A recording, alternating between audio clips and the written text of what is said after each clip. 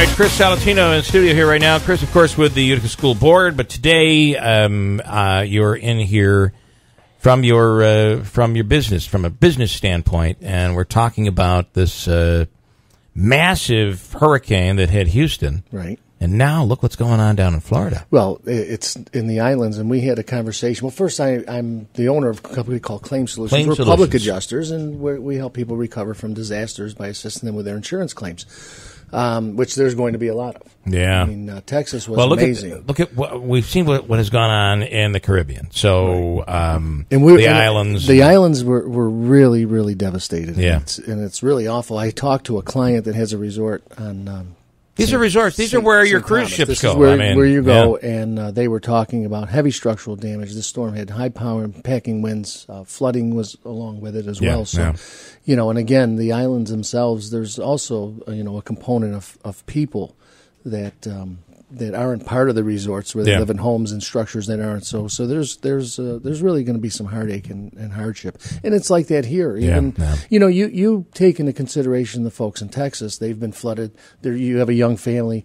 Their business is gone, so they have no place to go to work. They have mortgages to pay. They probably didn't have flood insurance in some of these areas that are not coastal. Yeah. Because remember, the water went into Houston pretty strong. So. Some places won't offer flood insurance. No. Which is a problem. The National Flood Program's there. What that is basically it's cost prohibitive because it becomes, if you're in those flood zones, it's expensive. Yeah. And people can't afford it. Where are you going? Are you going to Texas? Or are you going to Florida? We're going to Florida. We left Texas and we finished. We had a project that we did there, which was doing some initial assessment, government work. And once we're out of there, we're probably going to be doing the same thing in Florida, just waiting to see where it's going to be and then move on from there. So it'll be interesting. And it's an interesting process. When we first go down there, we basically are doing volunteer work. I mean, we're trying to help folks at that point. And then we'll move into work for our clients. And what are your thoughts? You're looking at this. This is one of the strongest hurricanes we've ever seen. Yeah. I've been through all the way from starting, I think, in Opal back in the early 90s on through till now. And this is probably the one that's packing the most punch. They say it's been downgraded to a strong Category 4. We're talking about winds that are over 100 miles an hour. You talk about winds at 100 miles an hour. Or more. Yeah, 175 or 180 miles an hour yesterday. It's unbelievable. Yeah, you're in 100 at a 4. You're at, I think, over 120, 130 mile an hour winds. Yeah. And then you have gusts. It's the tornadoes that whip off of these things. And I'm talking to someone. I talked to a client in Miami, and I said, "Well, where are you going?" And he said, "Well, we're going to ride it out." And I'm thinking, yeah, I talked to somebody yesterday. They're going to ride it out, and I don't see what the riding out is. I mean, I would just leave. Yeah. All right, I have to break, but even Miami, those cranes on these skyscrapers, they can't get them out of there. No. So they're tying them down and hoping for the best. I just want to get this in just quickly, and then we'll wrap up with Chris. One of our listeners who got the phone number, made the phone call, spent 30 minutes on the line with Equifax this morning, and just found out that both she and her husband have been hacked. They're a part of this Equifax hack. When I'm telling you, we hear these stories, and it's always like, well, somewhere out there, somewhere far away, somebody's been affected. This is going to be basically half of America affected by this Equifax hack. And they will have everything from your phone number to your Social Security, address, all the information that you would need to get something from you and to do bad things. Just be aware. But that phone number, again, I'll give it to you again coming up. Hurricane. It's close to my number. I had 3 calls last night in my office on Equifax questions, so apparently I have a close number to my 800 number, and I have no idea what people were talking about, and now you just clarified it because I didn't see the news this morning or last night. Would you mind telling us what your 800 number is? Because I can look it up now. No. Okay. Very good point, because what would happen... It's going to be the Equifax number. Chris answered... Just smile if you will. I'm gonna give you the number. 866-447... 7559. Yeah.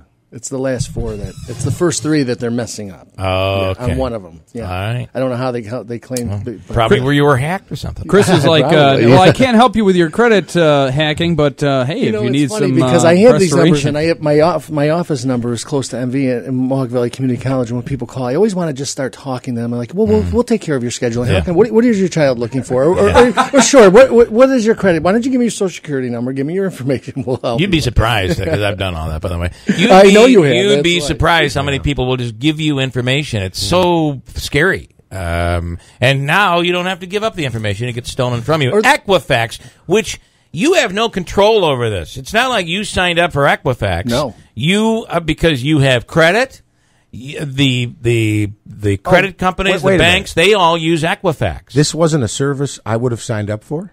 No.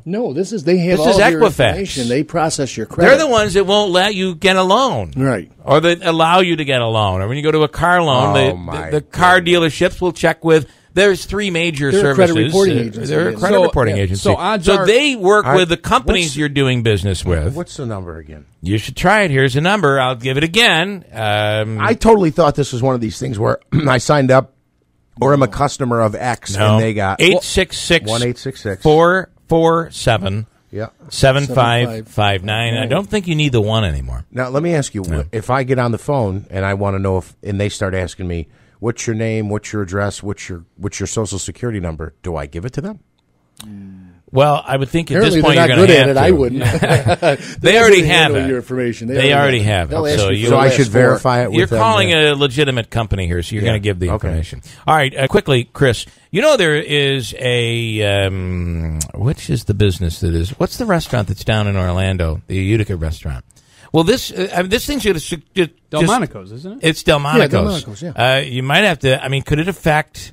you've got Disney and Orlando and all of that. I don't think it's going to. You don't know. This thing is 300 huge. miles wide. It's Florida's wider. what, 160? Yeah, it's wider than Florida. Miles wide, whatever it is. So it's big. It's enormous. It's enormous. Talking about the Hurricane Irma. There's Armageddon in the New York Post today. You know what? Great, well said. But the other thing that really disturbed me, and I saw it during Katrina, was the. Please don't touch that mic. Was the pets? Thank you.